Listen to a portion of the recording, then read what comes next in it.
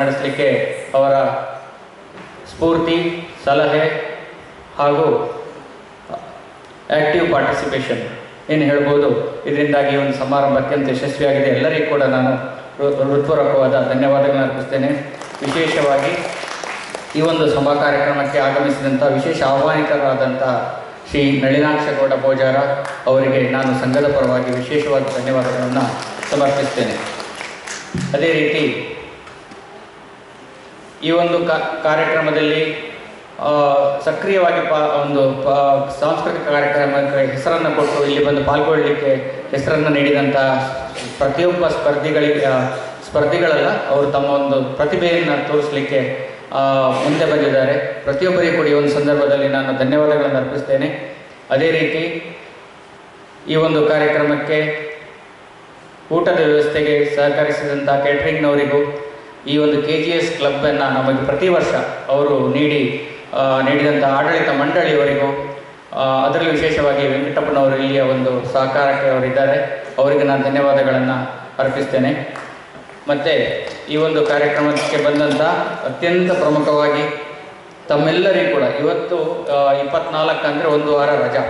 ಬಹುಶಃ ನಾವು ಈ ಒಂದು ಕಾರ್ಯಕ್ರಮಕ್ಕೆ ಎಲ್ಲರನ್ನು ಕರೆದಾಗ ಸುಮಾರು 150-200 ಜನ ನಮಗೆ ಇವತ್ತು ಏನು ಕಮ್ಮಿ ಕಾಣ್ತಾ ಇದ್ದಾರೆ. ಪ್ರತಿ ವರ್ಷಕ್ಕೆ ನಾವು ಕಂಪೇರ್ ಮಾಡಿದರೆ ರಜಾ ಕಾರ್ಯಕ್ರಮದಲ್ಲಿ ತಮ್ಮ ಊರಿಗೆ ಹೋಗಿದ್ದಾರೆ ಅಂತ ಹೇಳುವಂಥದ್ದು ಕಂಡುಬಂದಿದೆ. ಹಾಗಾಗಿ ಈ ಒಂದು ರಜಾ ಸಂದರ್ಭದಲ್ಲಿ ನೀವೆಲ್ಲ ಇವತ್ತು ಬಂದು ಈ ಒಂದು ಕಾರ್ಯಕ್ರಮವನ್ನು ಅತ್ಯಂತ ಒಂದು ಯಶಸ್ವಿಯಾಗಲಿಕ್ಕೆ ನೀವು ಸಹ ಕಾರಣಕರ್ತರಾಗಿದ್ದೀರಿ.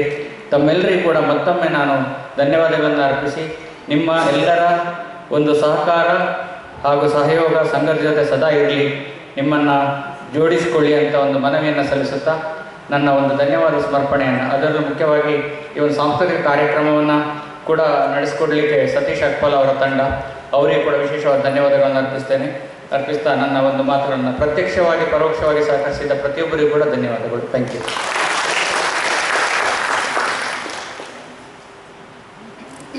ಧನ್ಯವಾದಗಳು ಶ್ರೀಯುತ ಸಂದೀಪ್ ಅವರೇ. ಈಗ ಮನೋರಂಜನಾ ಕಾರ್ಯಕ್ರಮಗಳು ನಡೆಯಲಿರುವುದು. ಈ ಕಾರ್ಯಕ್ರಮವನ್ನು ನಡೆಸಿಕೊಡಲು ಸತೀಶ್ ರವರು ವೇದಿಕೆಗೆ ಬರ್ತಾರೆ.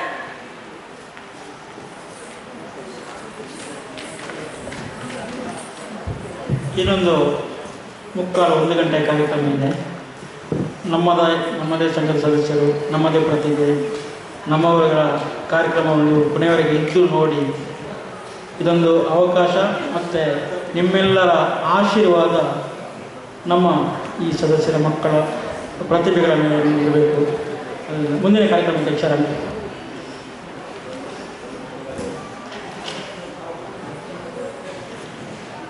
ಚರಣ್ ರವರಿಂದ ಹಾಡು. ಇವರ ತಂದೆ ಹೆಸರು ಸದಾಶಿವಗೌಡ, ತಾಯಿ ಭಾರತಿ. ಇವರು ವಿಟ್ಲದ ಕುಂಬಳಬೆಟ್ಟು ಮನೆತನದವರು.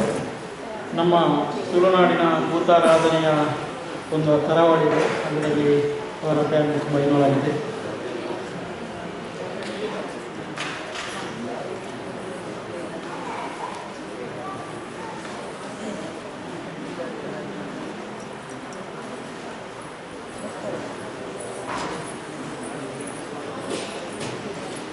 ವೆಂಕಟಪ್ಪ ಇದ್ದೀರಾ?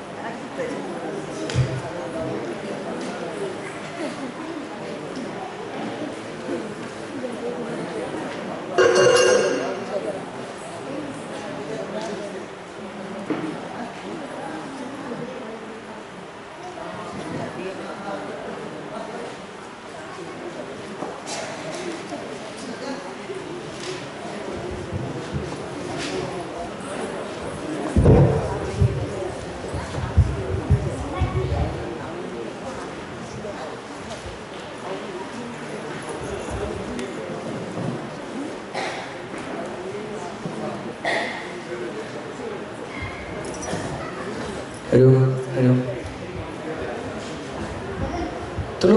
ತುಳು ಏಸ ಮೂವಿದ್ದು ಭೋಜರಾಜ್ ವಾಮಂಜರ್ ಅವರು ಹಾಡಿದಂಥ ಹಾಡು.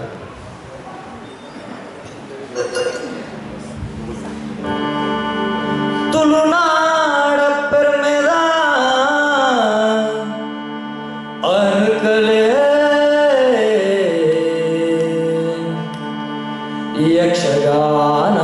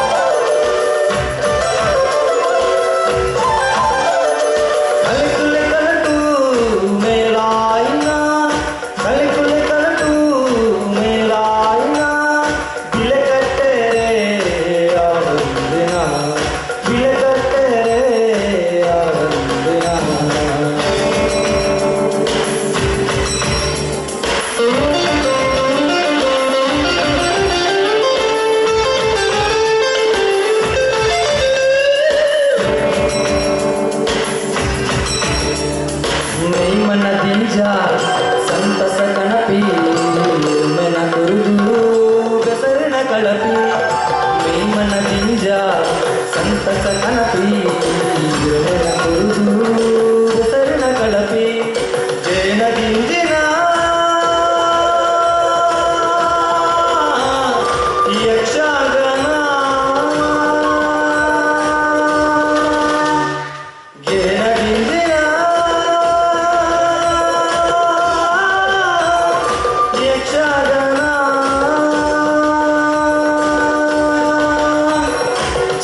ಮಕ್ಕಳೇ ಸೊರಟು ಪೊಳ್ಳನರಿಗೆಲ್ಲ ದಿಗಿನಾಮ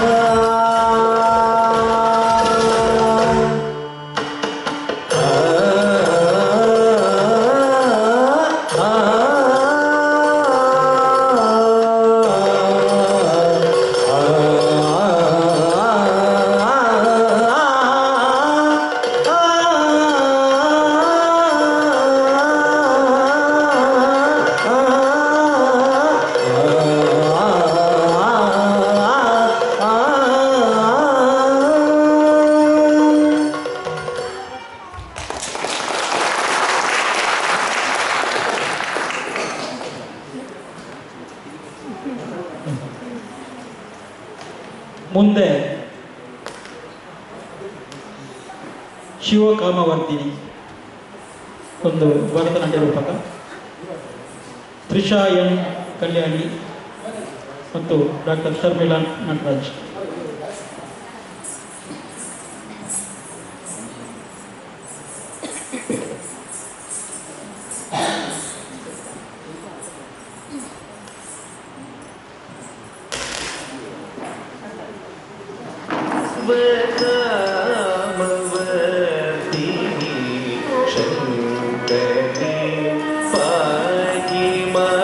Shiva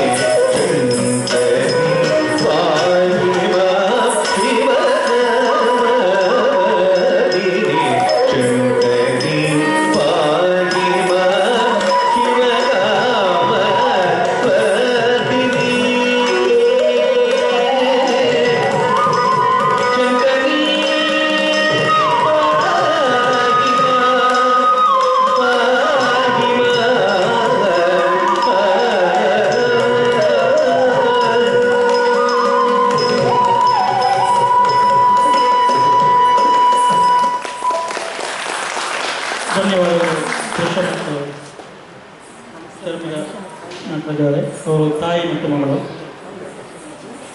ಈಗ ಮುಂದಿನ ಇದಕ್ಕೆ ಪದರಂಗಿ ತುಳಿತ ಪದರಂಗಿತ ಇಂದಿರಾ ಮೇಡಮ್, ಇಂದಿರಾ CS ಕೇಳಿ ತಯಾರಾಗಿ ಬನ್ನಿ ಎಷ್ಟು ಎರಡು ತುಂಬ ನನಗೆ ಮಾತಾಡಲ್ಲ ಕ್ವಶನ್ ಕೇಳಿದ್ರೆ, ನಮ್ಮ ಗೌಡ ಸಮಾಜದ ಮಾತೃಭಾಷೆ ತುಳು, ಇದು ಆಹಾರ ಭಾಷೆ. ಓಕೆ, ಮಾತಾಡಲ್ಲ ಲಕ್ಕದುಂಟು ಇಲ್ಲ, ಮಾತಾಡಲ್ಲ ಲಕ್ಕದುಂಟು ನಮ್ಮ ಜಾತಿ ಕಾಣಿಸ್ತಿರ್ತದ ಮಾತಾಡಲ್ಲ ಲಕ್ಕದುಂಟು. ನನಗೆ ಸಿಂಪಲ್ ಮೂಜಿ ಕ್ವಶನ್ ಕೇಳಿದ್ರೆ ನಮ್ಮ ಭಾಷೆದ ಮಿತ್ತು ಸಂಸ್ಕೃತದ ಮಿತಿ ಅಂತ ನಮ್ಮ ಫೋಕಸ್ ಮಾಡ್ಕೊಂಡಲ್ಲ ಬಂಡದು. ಓಕೆ, ಭಾಷೆ ಸಾಧಾರಣ 25 ವರ್ಷ ಆದಾಗ ಇದು ಡಿಗ್ರೇಡ್ ಆಗಬೇಕು. ಓಕೆ, ನಮ್ಮ ಹಿರಿಯಂಗನ ಭಾಷೆ ಒಂದು ಪ್ರಭುತ್ವ ತಿಳ್ಕೊಂಡು ಅದಕ್ಕೆ ಕಡಿಮೆ ಮಾಡಿಕೊಂಡು ಇತ್ತೆ ನಮ್ಮ ಸ್ಥಿತಿ ಟುಲ್ಲ ಅಂದರೆ ಜಸ್ಟ್ ಇದು ನಮ್ಗೆ ಅವೇರ್ನೆಸ್ ಕೊಟ್ಟವ್ರು ಮಾತ್ರ ಕೊಂಜಿಗೆ ಇರಬೇಕು ಅಷ್ಟೇ. ಫಸ್ಟ್ ಕ್ವಶನ್, ನಿಕ್ಲಿನ ಮಾತೃಭಾಷೆ ನೆಟ್ ತುಳಿತಾಳ ಕೈದಿರ್ಕೊಳ್ಳಿ ಅರೆ ಭಾಷೆದಾಗ. ಓಕೆ, ಇತ್ತೆ ನಿಗ್ಲಿನ ಮಾತೃಭಾಷೆ ನಿಗ್ಲಿನ ಹಿರಿಯಗಳು ಅಪ್ಪೆ ಅಮ್ಮೆ ಅಜ್ಜರಿ ಅಗಲೇ ಕಣೆ ಉಂಡ ಅಗಲ ಕಡಿಮೆ ಆಗ್ತಿಲ್ಲ. ಓಕೆ, ಅಗಲ ಕುರುಳಿಗೆ ಬಂಡ ನಾಶವನ್ನು ಬಂಡ ಜೂರು ಉಂಟು ನಾಶ ಅಂತ ಡಿಗ್ರೇಡ್ ಆಗುತ್ತೆ ಮಾಡೋದು. ಇದು ಅಗಲೇ ನಮ್ಮ ಅಪ್ಪ ಅಮ್ಮನ ಭಾಷೆ ಜಾತಿ ನಮ್ಮ ಭಾಷೆ ಲೆವೆಲ್ ಇತ್ತು ಉಂಟು. ಓಕೆ ಓಕೆ, ಇತ್ತೆ ನೆಕ್ಸ್ಟ್ ಕ್ವಶನ್ ಅಂದರೆ ನೀವು ಮಾತಾಡ್ತಿರೋ ಭಾಷೆ ಈಕ್ವಲ್ ಟು ನಮ್ಮ ತಂದೆ ತಾಯಿಗಳು. ಓಕೆ, ಇವಾಗ ನೀವು ನಿಮ್ಮ ಮಕ್ಕಳನ್ನು ನಾವೇ ಬೆಳೆಸಿದ್ದು, ಅವರ ಮಾತೃಭಾಷೆ ನನ್ನಷ್ಟಿದೆಯಾ? ಅವರು ಇಲ್ಲ ಆದರೆ ಕೂತ್ಕೊಳ್ಳಿ.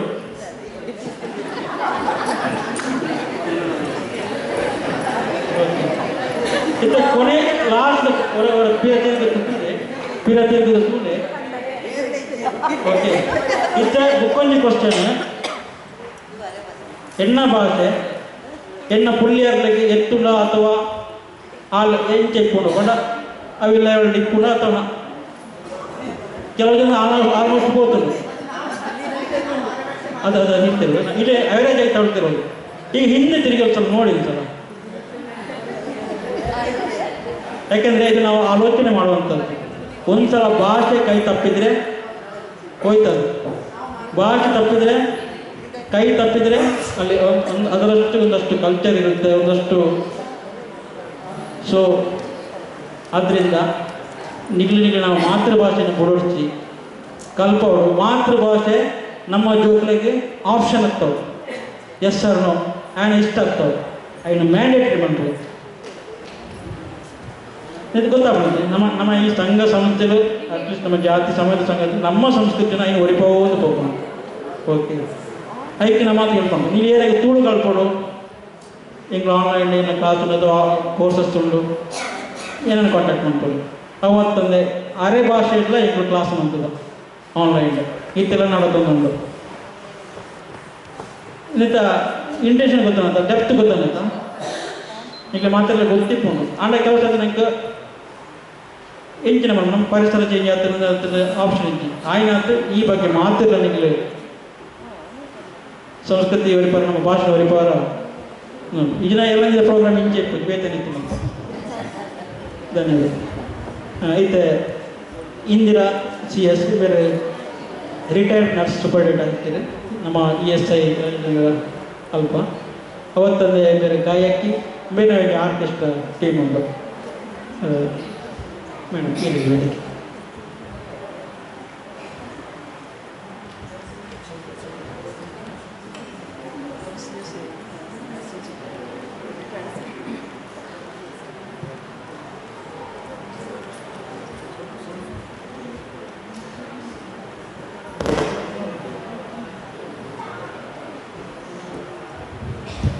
ಪದ ಬರ್ಪಣಗಳಿಗೆಲ್ಲ ಮ್ಯೂಸಿಕ್ ಬರ್ತಾರೆ ಟೀಮ್ ಅಂದಿದೆ ಸಮಯ ಪಡ್ಕೊಳ್ಳೋಣಕ್ಕೆ ಮುಲ್ಪ ಮಸ್ತ್ ನಾವು ಆರಂಭ ಮಾಡುವಾಗ ಸ್ವಲ್ಪ ಲೇಟ್ ಆಗಿದೆ, ಸ್ವಲ್ಪ ಡಿಲೇ ಆಗ್ತಾ ಇದೆ. ಇನ್ನೂ ತುಂಬ ಮಂದಿಗೆ ಅವಕಾಶ ಬೇಕಾಗುತ್ತೆ, ಸಹಕರಿಸಿ.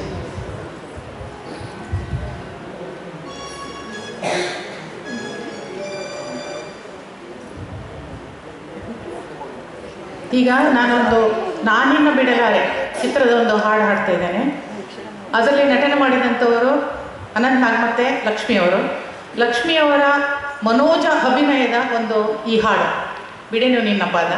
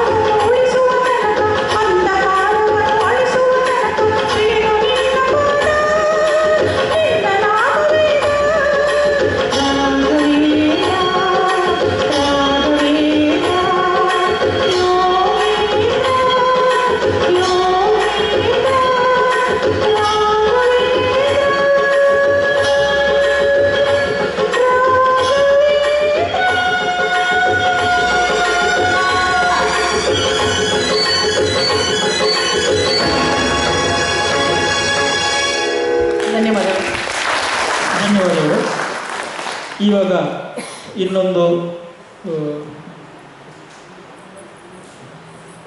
ಶಶಿಧರ ನಟರಾಜ ಗಂಗಾಧರ ಇದು ತ್ರಿಷಾ ಎನ್ ಅವರು ನಮ್ಮದು ಭರತನಾಟ್ಯ ಮಾಡ್ತಿದ್ದಾರೆ.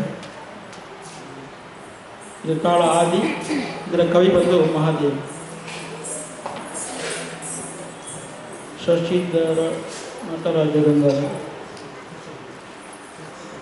ಮುಂದೆ ರೂಪಶ್ರೀ ಅವರು ರೆಡಿಯಾಗಿ.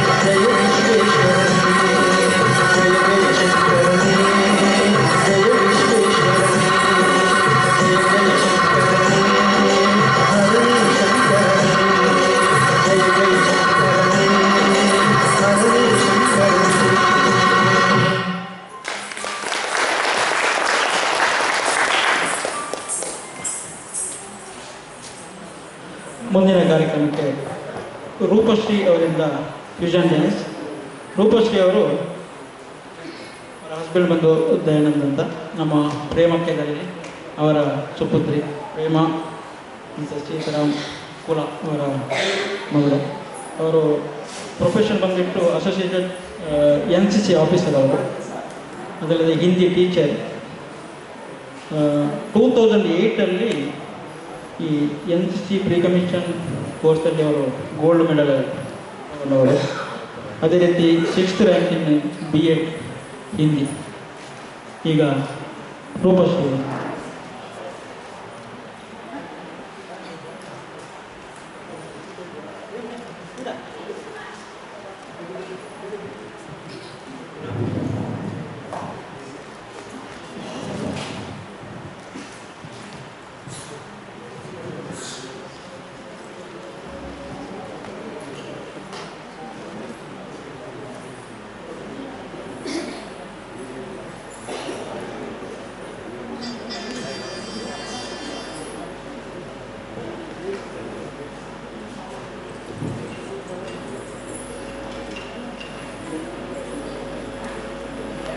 ಮುಂದೆ ಯಕ್ಷಗಾನದ ಪ್ರಾತ್ಯಕ್ಷಿಕೆ ಕಿಮೇಳದವರು ಸ್ವಲ್ಪ ನಿಮ್ಮದು ತಯಾರಿ ಮಾಡ್ಕೋಬೇಕು.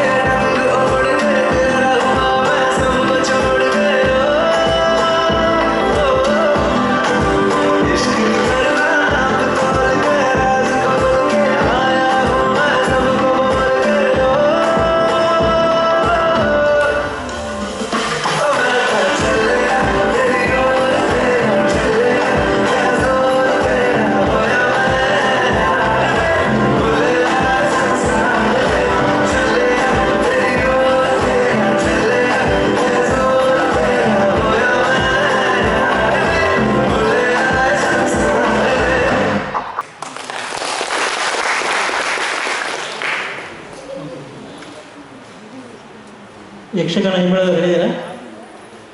ಓಕೆ.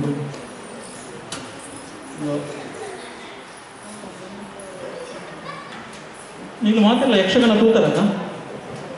ಹೇಳಿ, ಯಕ್ಷಗಾನ ಕಲ್ತನಲ್ಲಿ ಯಾರಲ್ಲ ಯಾರಾದರೂ ಯಕ್ಷಗಾನ ಕಲ್ತವರಿದ್ದೀರಾ? ಓಕೆ. ಯಕ್ಷಗಾನದೊಳಗೆ ಏನು ಅಂತ ಸ್ವಲ್ಪ ನೋಡೋಣ. ಓಕೆ, ಯಕ್ಷಗಾನ ನೋಡಿರ್ತೇವೆ, ಅದು ಯಾವ ಥರ ಸಿಂಕ್ರನೈಸೇಷನ್ ಆಗುತ್ತೆ, ಚೆಂಡೆ ಮದ್ದೆಲ್ಲ ಭಾಗವತಿಗೆ ನಾಟ್ಯ ಯಾವ ಥರ ಮಾಡ್ತಾರೆ ಒಂದು ಗೊತ್ತಾಗಲ್ಲ ಅಲ್ವಾ? ಅದರ ಒಳಗೆ ಏನು ಅಂತ.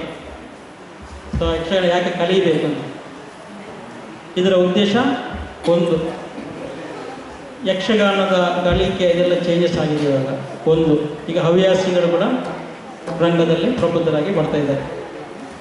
ಮುಂಚೆ ಯಕ್ಷಗಾನ ಮೇಳದಲ್ಲೇ ಹೋಗಿ ಕಲಿಯುವಂಥದ್ದು, ಅಲ್ಲೇ ಎದ್ದುಕೊಂಡು ಕಲಿಯುವಂಥದ್ದು. ಇವಾಗ ಕಲಿಕೆನೂ ಚೇಂಜಸ್ ಆಗಿದೆ, ಮತ್ತು ಅದನ್ನೇ ಜಾಸ್ತಿ ವೃತ್ತಿಪರ ಎರಡು ಥರ ತಗೊಳ್ತಾರೆ ಇವಾಗ. ಒಂದು ಇದರಲ್ಲಿ ತೃಪ್ತಿ ಏನಂದರೆ ನಾವು ನೋಡಿದ್ದೇ ಆಟ, ಆಡಿದ್ದೇ ಆಟ ಆಗ್ಬೋದು. ಇದರಲ್ಲಿ ಯಕ್ಷಗಾನ ಪ್ರೇಕ್ಷಕನ ಪಾಲು ತುಂಬ ಇದೆ. ಯಕ್ಷಗಾನ ಒಂದು ಸರಿಯಾದ ದಿಶೆಯಲ್ಲಿ ತಗೊಂಡು ಹೋಗಬೇಕು. ಅದಕ್ಕೆ ಯಕ್ಷಗಾನ ಪ್ರೇಕ್ಷಕರಿಗೂ ಅದು ಯಕ್ಷಗಾನನೇ ಅಂತ ಆಗ್ಬೋದು. ನಾವಿಗೆ ಕೆಲವು ಸಲ ಮೀಡಿಯಾದಲ್ಲಿ, ವಾಟ್ಸಪ್, ಫೇಸ್ಬುಕ್ಕಲ್ಲಿ ಒಂದಷ್ಟು ಜಗಳಗಳನ್ನು ಕಾಣ್ತಿದ್ದೇವೆ. ಓಕೆ, ಮೇಯ್ನಾಗಿ ಯಕ್ಷಗಾನ ಏನಂತ ಗೊತ್ತಿಲ್ಲ ಇದ್ದರೆ ಆ ಥರ ಆಗೋದು. ನೋಡಿದೆಲ್ಲ ಯಕ್ಷಗಾನ ಅಲ್ಲ. ಈಗ ಯಕ್ಷಗಾನ ಮ್ಯೂಸಿಕ್ ಹಾಕಿ ವೆಸ್ಟರ್ನ್ ಡ್ಯಾನ್ಸ್ ಮಾಡ್ತೇವೆ ಯಕ್ಷಗಾನ, ಅದನ್ನು ನಾವು ಯಕ್ಷಗಾನ ಅಂತ ಕನ್ಸಿಡರ್ ಮಾಡ್ತೇವೆ. ಅಥವಾ ಬೇರೆ ಬೇರೆ ಅದ್ರ ಯಕ್ಷಗಾನ ರಿಯಲಿ ಆದರೆ ಯಕ್ಷಗಾನ ಏನು, ಅದನ್ನು ಉಳಿಸೋದು ಹೇಗೆ ಅಂತ. ಯಾಕೆ ಕಲಿಬೇಕು ಯಕ್ಷಗಾನ? ಯಕ್ಷಗಾನ ಯಾಕೆ ಕಲಿಬೇಕು? ಒಂದು, ನಮ್ಮ ಮಣ್ಣಿನ ಕಲೆ. ಸ್ಟ್ರೈಟಾಗಿ ಹೇಳೋದಾದರೆ, ಈಗಿನ ಜನ್ರೇಷನ್ ನಮ್ಮ ಭಾಷೆ ಮತ್ತು ಸಂಸ್ಕೃತಿಗೆ ಕನೆಕ್ಟ್ ಮಾಡಬೇಕಿದ್ರೆ ವೆರಿ ಗುಡ್ ಬಿಡಿ ಯಕ್ಷಗಾನ. ನಾವು ಕೆಲವು ನ್ಯೂಸಲ್ಲಿ ನೋಡಿರ್ಬೋದು ನೀವು. ಬೇರೆ ನಾನು ಕಲಾ ಪ್ರಕಾರ ಹೇಳೋಲ್ಲ, ಕಲಾ ಪ್ರಕಾರ ಇರ್ತಕ್ಕಿಲ್ಲ. ಈ ಮರ್ಡರ್, ರೇಪು, ಅದು ಇದು ಬೇರೆ ಈ ಫಿಲ್ಮ್ ಆ ಥರದೆಲ್ಲ ನೀವು ಕೇಳಿರ್ಬೋದು. ನೀವು ಯಾವತ್ತಾದ್ರೂ ಯಕ್ಷಗಾನ ಕಲಾವಿದ ಕದ್ಬಿಟ್ಟು ಮರ್ಡರ್ ಮಾಡಿಬಿಟ್ಟು ಜೈಲಿಗೆ ಹೋಗಿದ್ದಾನೆ ಏನಾದರೂ ನ್ಯೂಸ್ ನೋಡಿದ್ದೀರಾ? ಯಾರಾದರೂ ನೋಡಿದ್ದೀರಾ? ಅವನು ಕದ್ದ, ಅವನು ತಲೆ ಹೊಡೆದ, ಅವನು ಎಷ್ಟು ದಿನ ಜೈಲಿಗೆ ಹೋದ? ಇಲ್ಲಲ್ಲ. ಅಂದರೆ ನಮ್ಮ ಸಾಂಸ್ಕೃತಿಕ ಮತ್ತು ಮೌಲ್ಯ, ಜೀವನ ಮೌಲ್ಯಕ್ಕೆ ಯಕ್ಷಗಾನ ನೇರವಾಗಿ ಇದಾಗಿದೆ. ಒಂದ್ಸಲ ನೀವು ಮಕ್ಕಳನ್ನು ಯಕ್ಷಗಾನ ಕನೆಕ್ಟ್ ಮಾಡಿಟ್ಟರೆ ಈ ವಿಷಯದಲ್ಲಿ ನಿಮಗೆ ಏನು ಪ್ರಾಬ್ಲಮ್ ಇಲ್ಲ.